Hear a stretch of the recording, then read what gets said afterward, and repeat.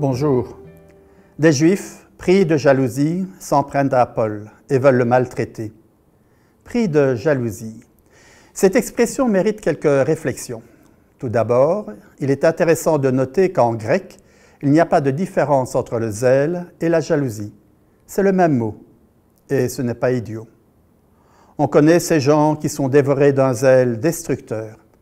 C'est un peu l'image caricaturale de la dame qui s'occupe tellement bien de la sacristie que le curé n'ose même plus y mettre les pieds. Et nous agissons parfois en famille ou dans les communautés de la même façon. Nous défendons nos idées et nos convictions avec une force et une violence qui peuvent être destructrices. Les Juifs qui persécutaient saint Paul étaient convaincus de prendre la défense du Seigneur que saint Paul insultait.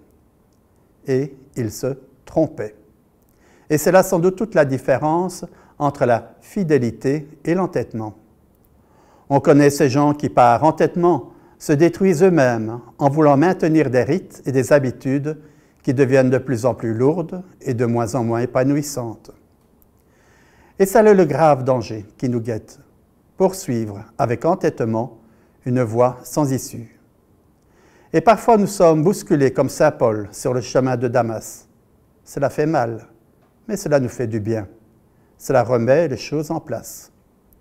Mais comment savoir si nous sommes fidèles ou têtus?